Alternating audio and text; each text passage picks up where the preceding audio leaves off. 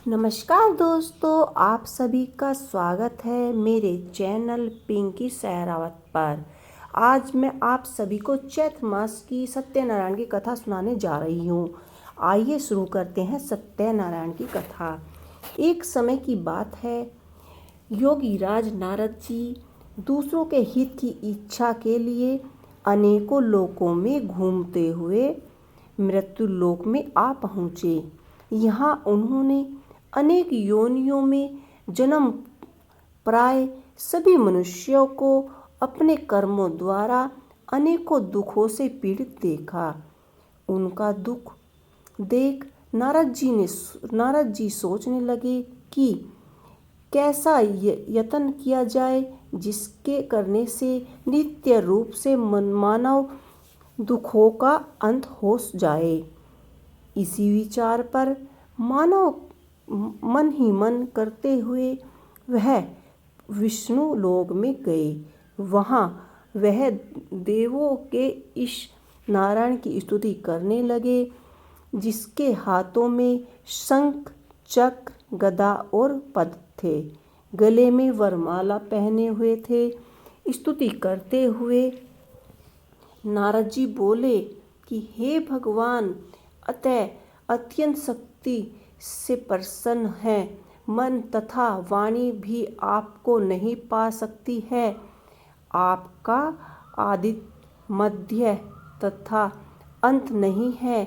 निपुण गुण स्वरूप सृष्टि के कारण भक्तों के दुख को दूर करने वाले हैं। आपको मेरा नमस्कार है।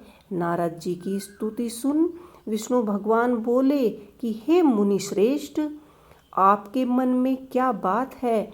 आपकी किस काम के लिए पधारे हैं, उसे निसंकोच कहो।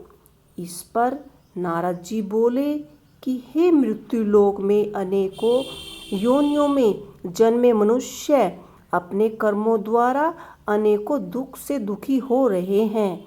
हे नाथ, आप मुझ पर दया रखते हैं तो बताइए कि वो मनुष्य थोड़े प्रिय से ही अपने दुखों से कैसे छुटकारा पा सकते हैं।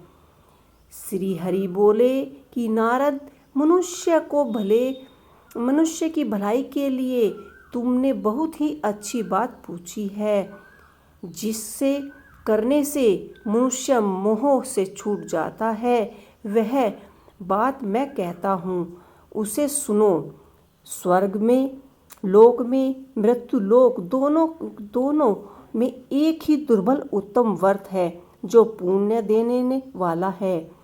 आज प्रेमवश होकर मैं उसे तुमसे कहता हूँ, तो सुनो। सत्यनारायण भगवान का यह व्रत अच्छी तरह विधि विधान करके मनुष्य जो तुरंत ही यहाँ सुख भोग कर मरने पर मोक्ष पाता है। श्री हरि के वचन सुन नारद जी बोले कि उस व्रत का फल क्या है और उसका विधान क्या है। यह व्रत किसी ने किया था, इस व्रत को किस दिन करना चाहिए, सभी कुछ मुझे विस्तार पूर्वक बताइए।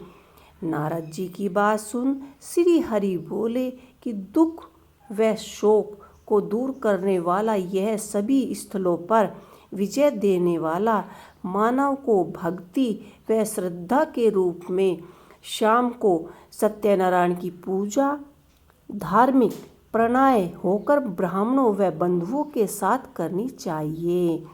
भक्ति भाव से ही निवेद केले का फल, घी, दूध, गेहूं का आटा सवाए ले और गेहूं के स्थान पर साठी का आटा या शक्कर या गुड़ भी ले सकते हैं।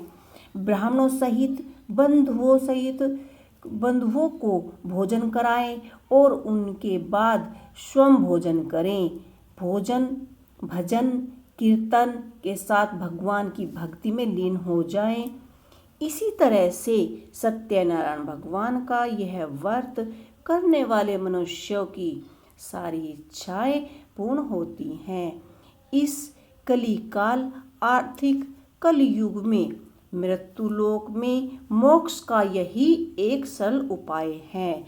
तो इसके साथ सभी मिलकर बोलिए, श्री मन नारायण नारायण, भज मन नारायण नारायण, श्री सत्यनारायण भगवान की जय।